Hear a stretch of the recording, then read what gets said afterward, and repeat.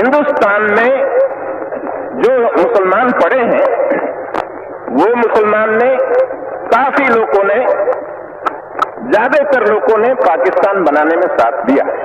ठीक दिया, अभी ठीक है। लेकिन अब एक रोज में, एक रात में क्या दिल बदल गया? वो मुझे समझ में नहीं आता कैसा बदल गया कि एकदम कहते हैं हमको मान दो।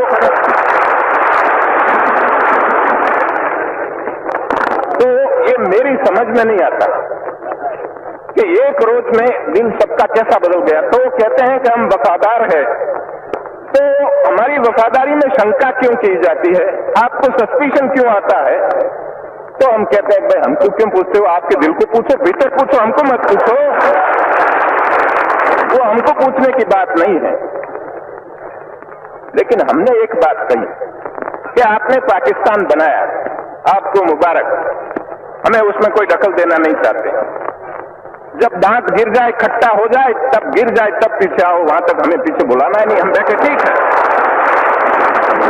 तो कहते हैं कि हम आखिर पाकिस्तान और हम एक हो जाए। मैं कहता हूं कि मेहरबानी करके ऐसी बात न करो, वहां बैठे रहने दो। उससे बहुत नुकसान है, वहां बैठे रहने दो, करने दो उनको, पाकिस्तान अच्छा बनाने दो। पाकिस्तान जब स्वर्ग बन जाएगा हमको उसकी ठंडी हवा लगेगी। ठीक है। अच्छा, हिंदू आतंकवाद वह अद्यतन प्रयोग था जिसको कांग्रेस ने अपने आखिरी सत्ता काल में किया था, और वह उसी सिलसिले का हिस्सा था जिसे पंडित जवाहरलाल नेहरू ने देश की बंटवारे की लाइनें खींचे जाते समय शुरू किया था। संक्षिप्त शब्द में कहे तो तुष्टीकरण। यह पंडित जवाहरलाल नेहरू का दुराग्रह ही था कि वो मुसलमानों को किसी भी तरीके से अपने साथ जोड़ना चाहते थे। उन्होंने कभी भी बाबा साहब अंबेडकर की बातों पर भी ध्यान नहीं दिया, जिसमें उन्होंने कहा था कि मुसलमान कभी अपनी धार्मिक दायरों से बाहर नहीं जा सकता। उसके लिए धर्म सबसे बड़ा है, न कि देश या कोई कानून। इसे नेहरू की नासमझी कहे या मनमानी कहे, राजा हरि सिंह के समझौते से भारत से जुड़ा कश्मीर जो मुस्लिम बाहुल्य था, उसको नेहरू जी ने रातों रात एक अलग विशेष दर्जा दिया, और वो दर्जा वहां के अल्पसंख्यक हिंदुओं के लिए तबाही का फरमान जैसा जारी हुआ। पंडित जवाहरलाल नेहरू के विकृत सेकुलरिज्म की जो सबसे बड़ी पीड़ा भुगती वो कश्मीरी पंडितों ने ही भुगती। उसी का शिकार, उसी पीड़ा का शिकार, उसी विस्थापन की पीड़ा का, उसी उत्पीड़न का शिकार अपने घर, गांव, खेत छोड़कर भगाए गए एक है सुशील पंडित। आइए उनको सुनते हैं, उनके पीड़ा में साझीदार होते हैं और संकल्प लेते हैं कि हम भविष्य में, आने वाले भविष्य में ऐसी गलतियां फिर न दोहराई जाएं। इसलिए वर्तमान में ऐसे कार्य करेंगे ताकि हमारा देश वास्तविक सेकुलर हो और वास्तविक लोकतंत्र रहे। 40 के दशक में इस देश में जो चल रहा था वो थी पाकिस्तान मूवमेंट। स्वतंत्रता आंदोलन नहीं चल रहा था। उस पाकिस्तान मूवमेंट में एक तरफ थे जिन्ना, दूसरी तरफ थे गांधी, नेहरू, पटेल। और हमको यह मानने में संकोच नहीं करना चाहिए कि गांधी जीता, पार्टीशन हुआ और गांधी, नेहरू, पटेल हारे। ठीक है, सही है। वो पार्टीशन मूवमेंट शुरू हुआ 1940 के लाहौर डिक्लेरेशन के साथ। अब हमने उस पार्टीशन मूवमेंट का कांग्रेस ने कैसे विरोध किया, मतलब आप वहां से देखिए। लाहौर में मुस्लिम लीग कहती है कि कांग्रेस हिंदुओं की पार्टी है और मुसलमान इस पार्टी के अंदर सुरक्षित नहीं है, उनका हित सुरक्षित नहीं है। तो कांग्रेस का जवाब यह नहीं है कि नहीं हम एक सेक्युलर पार्टी हैं, हम सबको साथ लेके चलते हैं। उन्होंने फौरन मौलाना आजाद को अपना प्रेसिडेंट बना दिया और कहा कि देखो हम भी तो मुसलमान पार्टी है, आपका प्रेसिडेंट मुसलमान है, हमारा प्रेसिडेंट भी मुसलमान है। आपका प्रेसिडेंट तो यूरोपियन ड्रेस पहनता है, वाइन पीता है, सुअर खाता है, सिगार फूकता है। हमारा प्रेसिडेंट तो दाढ़ी वाला, टोपी वाला मुसलमान है, कुरान पढ़ता है, मौलाना है, हाफिज है, रटी हुई है उसको कुरान।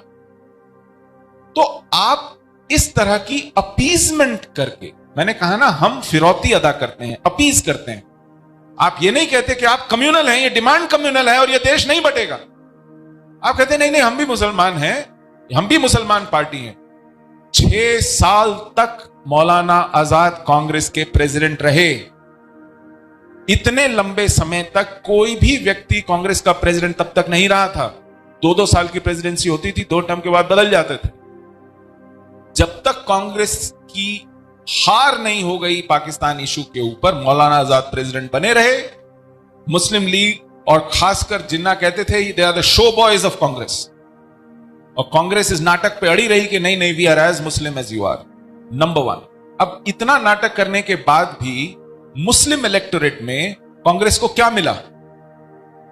यह हिस्सा ये निजाम हैदराबाद था, इसके साथ लगता है मद्रास प्रेसिडेंसी। 28 मुस्लिम इलेक्टोरेट सीटें थी मद्रास प्रेसिडेंसी में। जब चुनाव हुए कितनी जीती कांग्रेस ने? 0। लोग कहते हैं ना कि यूपी बिहार के मुसलमान ने पाकिस्तान बनाया।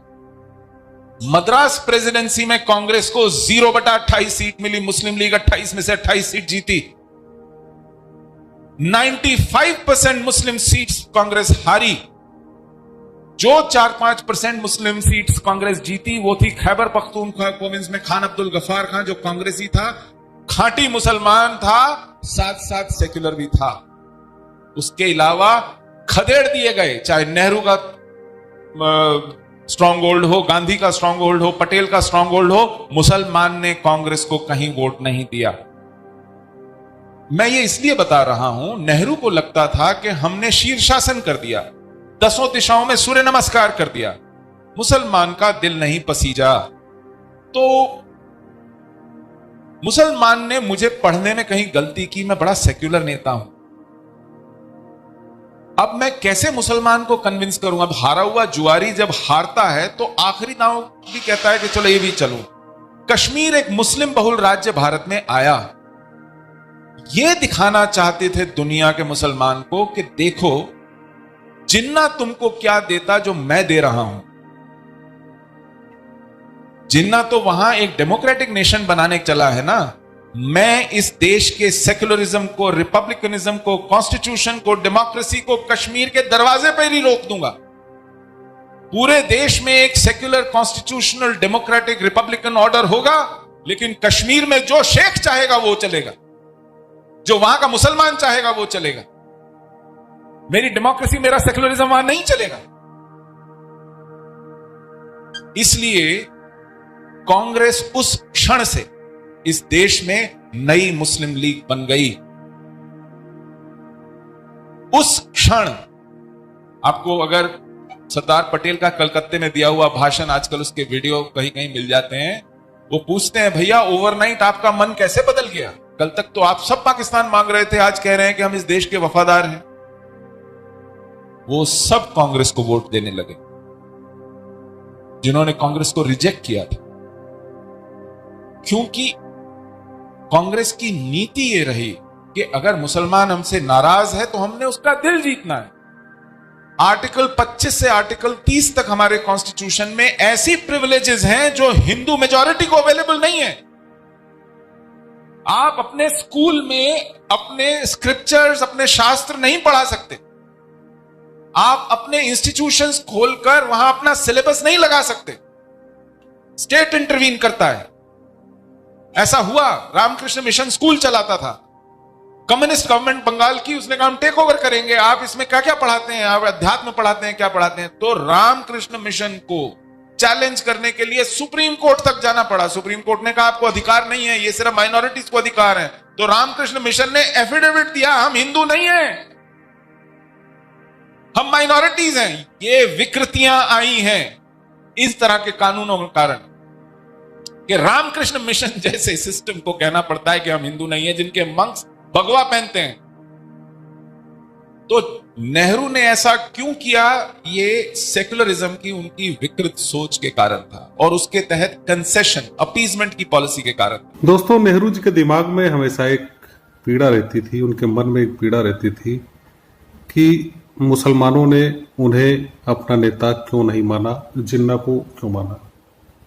और इसी बात को, इसी दर्द को कम करने के लिए कभी ना संतुष्ट हो सकने वाले भावनाओं को, मुसलमानों की उन भावनाओं को तुष्ट करने के लिए ऐसे कदम उठाते चले जो राष्ट्र के लिए लंबे समय में बहुत आत्मघाती साबित हुए। अल्पसंख्यक संस्थानों को धार्मिक शिक्षा का विशेष दर्जा आज भी नासूर की तरह चुभ रहा है। आप कई विश्वविद्यालयों से लेकर के छोटे संस्थानों तक देश विरोधी हरकतें, देश विरोधी नारे, टुकड़े टुकड़े गैंग के जमावड़े आप उन संस्थानों में आज भी देख सकते हैं। ये किसी और का नहीं, जवाहरलाल नेहरू जी का ही किया धरा है। ये बात जाहिर है कि जिनके लिए धर्म सबसे बड़ा है, देश से भी बड़ा है, हर चीज से बड़ा है, उनके लिए धर्म के तहत जो चीजें तय की जाती हैं वही सबसे वजनदार होती हैं और हर फैसले में उनकी मदद करती है। सारी चूक नेहरू जी ने यही की। उनको ये समझने में बहुत बड़ी भूल हुई कि मुसलमान कभी अपने धर्म के दायरे से पूरी दुनिया में बाहर गया ही नहीं।